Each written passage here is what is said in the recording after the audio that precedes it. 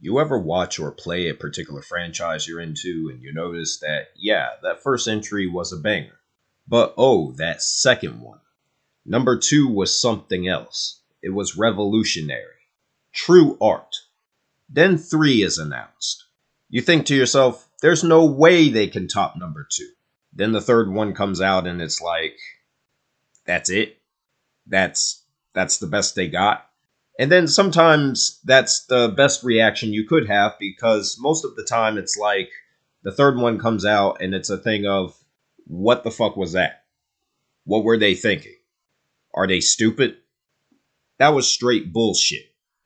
Now, the game I'm about to discuss in this video doesn't reach that low level of quality per se, but I do have to question a few things with this new Doom game. However, first I should mention that it is difficult to find a good first-person shooter these days. Between your loot box heavy live service games, which are a dime a dozen in today's market, and your multiplayer focused shooters, there's very little room left for a quality single-player experience in this particular genre. Developer id Software has stepped up over the last 9 years to revive a long-dead franchise to mainstream success with the 2016 Doom reboot and Doom Eternal. Now with the third installment, Doom the Dark Ages, id Software has returned with a new approach. But is the third time the charm, or does this suffer from the Threequel effect? The Dark Ages, as mentioned previously, is the third installment in the reboot Doom series, but it's quite different from the previous two games, or at least in some aspects. It does retain a similar feel to the older games. It became clear to me after about 30 minutes of playing that not everyone is going to like this game. This isn't going to have the overwhelmingly positive reception that Doom 2016 or Doom Eternal got, simply because of its radical new approach. While I believe the game will satisfy most, there are some who are going to feel like this is a step down from the last two entries, which were faster run-and-gun style games with some parkour elements implemented. They were very non-traditional first-person shooters. Doom the Dark Ages is also a very non-traditional first-person shooter, but the design philosophy is quite different from the first two games. The core gameplay design here is all about defense. The Doomslayer now feels heavier, but not necessarily slower. The parkour elements have been toned down quite a bit, replaced with a simple sprint mechanic, which I appreciated. The focus now is a blend of melee combat and this new shield weapon, which acts as both an offensive as well as a defensive mechanic.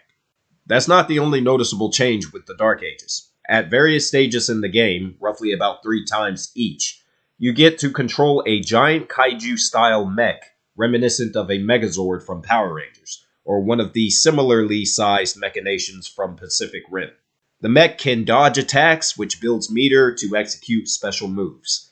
At times, the mech can also take control of a giant LMG that will spray gunfire against your enemies in combat. These sections are very tightly scripted.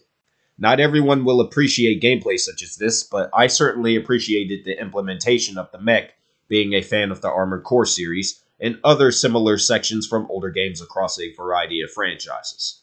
This type of gameplay isn't new to gaming, but it is new for Doom, and it's a welcome addition even if it's a bit on the simplistic side. There's also the addition of a pilotable dragon complete with a mounted machine gun turret. Initially, I feared that these sections with the dragon would be scripted to the point where they're completely on rails, but actually, the sections with the dragon outside the tutorial are placed in open areas where you're given plenty of space to fly around freely with it. The dragon can execute glory kills like those seen on foot.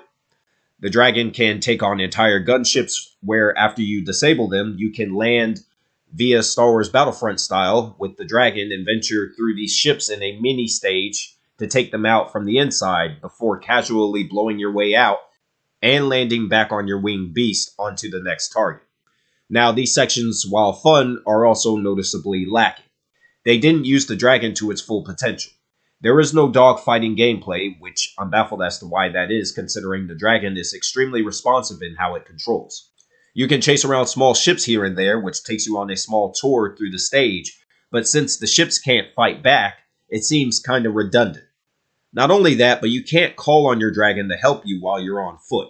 I get that it's a first-person shooter, but it seems rather strange that the developers would implement something like this, and only relegate the dragon to the scripted moments where you can control it.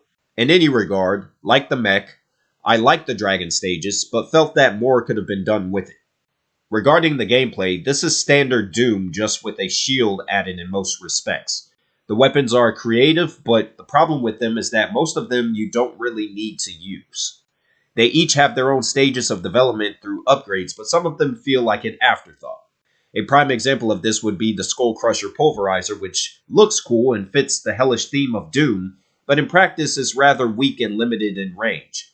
Another example would be the Reaver Chain Shot, which acts as a bow and arrow type weapon that fires a cannonball, fitting in with the medieval theme of this game in particular, but considering it must be charged to be of any real help and considering you can only fire one at a time, when nearly every combat encounter in the game has you endlessly surrounded, it's not very practical in most situations. In reality, you only need to use about 3 weapons in this game: the shotgun, the super shotgun, and the flail, the latter 2 of which you obtain later in the game. The shotgun will work against most enemies you encounter, while the super shotgun will take out stronger enemy units in quick succession. The flail, which is the last melee weapon you get, will not only refill your ammo to full capacity regardless of the weapon you're using, but it's also a one-hit KO, even effective against bosses. This combination will make you invincible in most situations, but sometimes you do need to experiment, especially if you're taking on the weapon challenges, which force you to utilize all of your tools if you're shooting for full completion. The last major change with Doom the Dark Ages is the game's intense focus on narrative. Doom has never been a strong series when it comes to storytelling.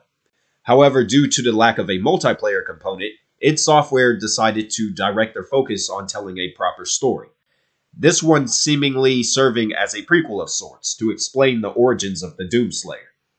In a nutshell, the story falls apart rather early.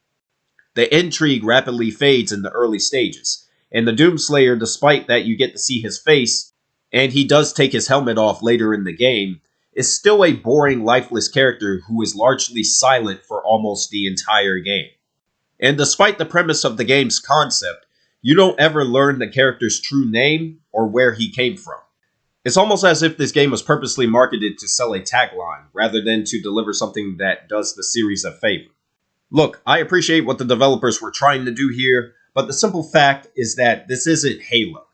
Speaking of which, that brings me to what's easily the worst aspect of this game by a long mile: the level design.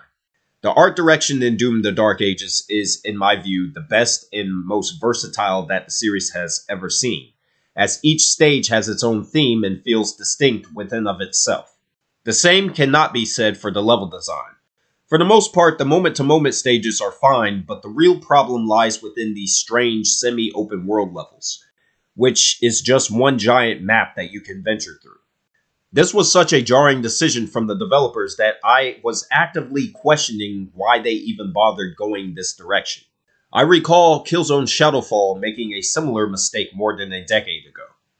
The only first-person shooter franchise to pull off larger levels like this effectively is the Halo series, but when Halo did it, it was to accommodate these vehicles that you can use in the game for both combat and exploration.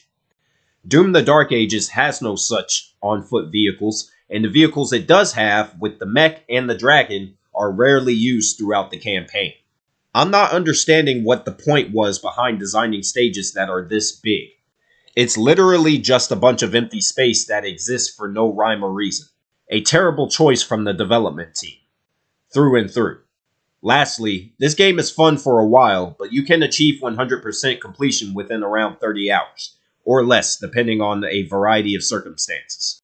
Once you finish the game, there's really nothing else left to do, and many won't care to go back through it again just to finish those pesky weapon and individual stage challenges. This is where the developers should have gotten wise and added in an offline horde mode, similar to the one found in the Gears of War series. Hell, I would have taken a roguelike stage-by-stage challenge mode like what The Last of Us 2 Remastered had, with no return. But alas, nope.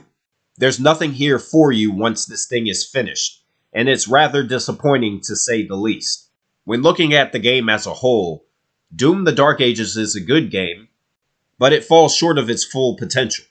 and the majority who've played the previous two entries will likely prefer them over it, if nothing else for being a bit more consistent with content offerings and more traditional first-person shooter gameplay. I do think this game is worth a look if you're into the series, but this doesn't take the franchise to any major heights, as the risks taken here are minimal, and they're not utilized to full capacity. So in a way, this game very much so is another victim of the Threequel effect. A third installment that suffers from a lack of creative ideas, or in Doom the Dark Ages' case, some of the new ideas that it has simply takes away from the product as a whole, which again is disappointing.